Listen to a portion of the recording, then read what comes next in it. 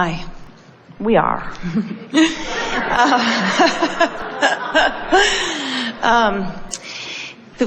What you were just talking about, what I'm thinking is along the same lines. I'm really thinking about resistance and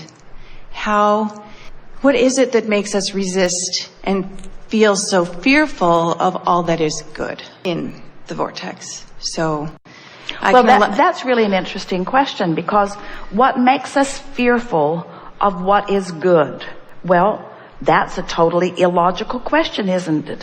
Why would I fear something that's good? So stay there why would I fear something that's good? You wouldn't. You would never fear something that's good. But if something is good and you're looking in opposition, you're going to feel what you call fear. Follow that? You don't fear what is good. You just feel fear when you look in opposition to what is good. So when you feel fear, you're not looking at what's good. You're looking at the absence of what you think is good. Did you follow that? Yeah. That's the thing to know about your guidance system. In other words, anytime, so let's start in a really obvious place. Who you really are is love. When you are focused upon someone and not loving them, even though you may have good reason by your physical standards, your choice to push against them has you out of whack with the love that is really you. So the emotion that you call hate or anger is nothing more than the disallowance of the love which is natural. So what if that disallowance is not directed externally but directed internally? So it's very difficult for me to choose to love myself and accept myself for the magnificent being that I am. Well, you don't. So that's what I resist. You're not alone in that. Most people are harder on themselves than everybody else all put together, because you've been trained that way by people who looked at you with disappointment because you didn't make their world complete. In other words, so many people you've been bumping up against have been looking for love in all the wrong places. And over time it wears you down as you are unable to be that impossible thing that they're asking you to be. That really is a perfect answer, but very hard to hear sometimes.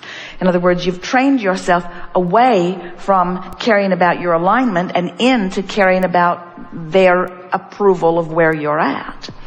So when you find yourself having a hard time appreciating yourself, we say it doesn't matter what the object of your love or appreciation is. It only matters that you have one. And sometimes the easiest thing to do is to start with something easy, something that's like your cat or your dog, or someone who has never betrayed you except for that one accident on the carpet. In other words, someone who is easy for you to love, because loving is alignment. And so as you find objects to love, and you find that object to love and that one and that one and that one, before long you can turn the lens on yourself and still feel love. So start with the easy things first. One more. You see, we can stand here and say, that's just ridiculous that you wouldn't love you, but that doesn't help. We can stand here and say, it's so easy for us to love you, but that doesn't really help. We could even tell you all of the reasons that we love you, but you know what's interesting about that? We don't love you because you're wonderful. We love you because we love. Now, is that painful? Some people say, oh, well, Abraham loves everybody. No big whoopee when they love you. They love everybody. But that's what we want you to come to. In other words, it's natural to love, and we are so accustomed to the fullness of who we are that when we see you, there is a plethora of things that we get to enjoy, because that's what our vibrational bent is. So it's so easy to see, you see. So we don't ask you to behave this way and this way. We don't say, be lovable so we can love you. We say, we love you, be however you choose to be. Our love for you is not dependent upon your behavior. Our love for you is unconditional.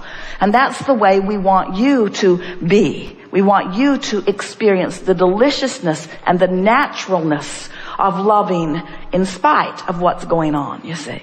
That's why so many people think that they need to control so many things, because when I look at that, I feel love. When I look at that, I don't. So we need to wrestle that to the ground and kill it, because I might see it again and it might force me to not feel love, which doesn't feel good. So we need to eradicate that. We need to wipe that off the face of the earth so that I never have to feel this way again, because I have no ability to focus over there as long as that exists. You see?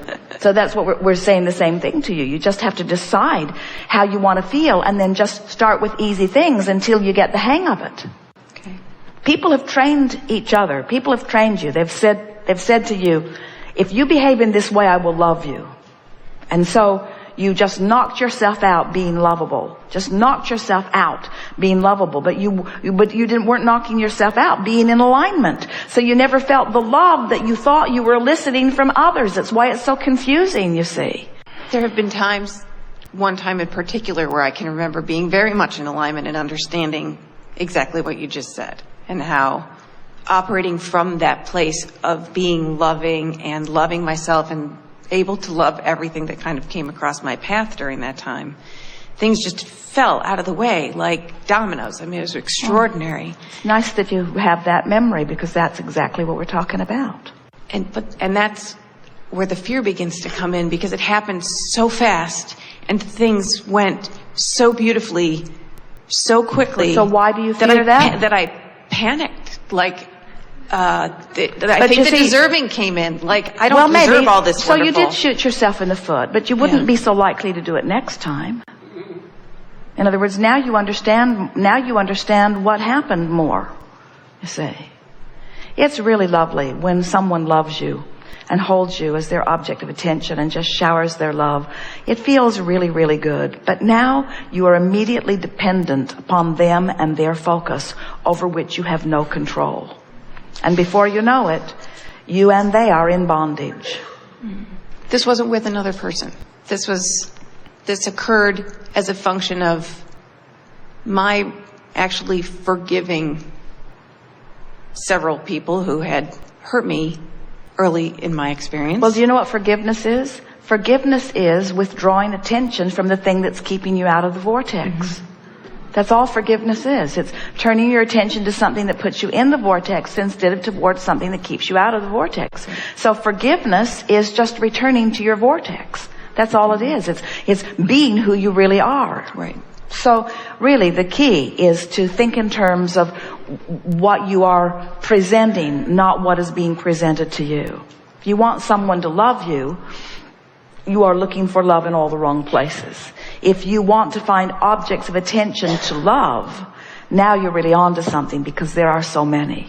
One night, in an effort to just get into the vortex, in the midst of some troubling things that were active in Esther's experience, she just focused upon her new pillow and just appreciated that pillow. It sounds ridiculous that the pillow was her easiest object of attention. It wasn't snoring.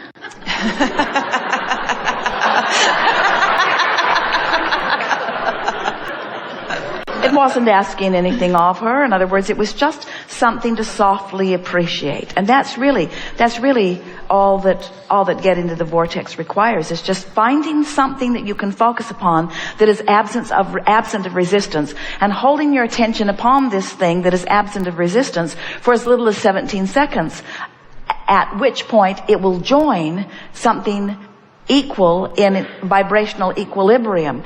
Then if you are able to maintain it for another 17 and another 17 until you pass the 68-second mark, now you are effectively in the vortex. Now, it doesn't mean that you'll stay, but it means you're effectively in the vortex. And as you accomplish that again and again and again and again, before you know it, you feel like this loving being that you are. Something that we've been dancing around in this conversation and the one before and even the one before is that every subject is really two subjects. It's like picking up the stick. And on one end of it is really what you've become, all that you've become on the active subject. And on the other end of it is the exact opposite of that, because every wave is that which is wanted and absence of it. So when you really want something, the other end of it is really unwanted. When you sort of want something, the other end of it is sort of unwanted. They are equal in their power. And so when you've experienced something that you've wanted, something that you knew from the day you were born, and something that you've been seeking every day since, because innately you know you're supposed to feel like that and have been reaching for that. Once you sort of blundered into it because you didn't know what combinations of thoughts or events or situations caused you to be that cooperative component to all that alignment, it's logical that in the experiencing of the ecstasy on that end of the stick of alignment, that your rational mind would say, but what about the other end? It's what people mean when they say they're waiting for the other shoe to drop. Yeah. When something feels so good, then there must be something lurking. And what's at the heart of that is an inability to love yourself in the way that the source within you loves you. We want it to be easy for you to expect wonderful things to happen to you. We want you to be so in tune with the source within you who adores you unequivocally and without any strings attached, just loves you because you are there to be loved and you are lovable and you are a viable part of the source energy itself that is love. You are love. You are loved. You are love. You are loved. As you practice the feeling of that, you'll relax into a feeling of well-being that cannot come from any other place. It's that thing you were describing. And it's a love beyond someone who is physically focused shining their love on you. In other words, someone could be physically focused and get themselves all geared up to give you the undivided attention of their love, and as it's being showered around you, there has to be a conscious recognition that this can't continue. Because I cannot continue to be your only object of attention. So just your rational mind in and of itself says, this feels so good and I don't ever want it to stop, but I know it will. Because no one can hold you as their object of attention in that way. No other physical being can do that. And that's why we say, looking for love in all the wrong places. You don't want to count on that kind of love. It's nice when it comes, but it's not where you're reaching for your resources. It's not where what you're reaching for. You're reaching for alignment with the fullness of all that you are, that will never let you down. Never gets squirrely, never gets distracted, never forgets about you, never is unaware of you, always is there, shining, bright, offering a signal, always available for your alignment. There it is. Always available for your alignment, which is the feeling that you were describing to us. And everybody else in your world, no matter how wonderful they are and how much they love you, and many of them do, they are never going to be always available to you. Because that's not their mission for you. They came for their exposure to life, and they have an inner being always available to them, you see. When people say they're in love, you know what's happened? They have allowed themselves to be each other's object of attention and have connected each other to their own respective inner being. In other words, the accurate thing to say is, I love you because you make it easy for me to align with the whole of who I am. Right. That's the accurate statement of what being in love is. And what we would like to say to all of you is, don't make it so easy for people to find their alignment. Because you spoil them. You make them look for love in all the wrong places. If you be very lovable, they'll forget they've got an inner being to tune to, and they'll hold you responsible for the way they feel, and then it all goes south from there. Right. Really good. Thank you.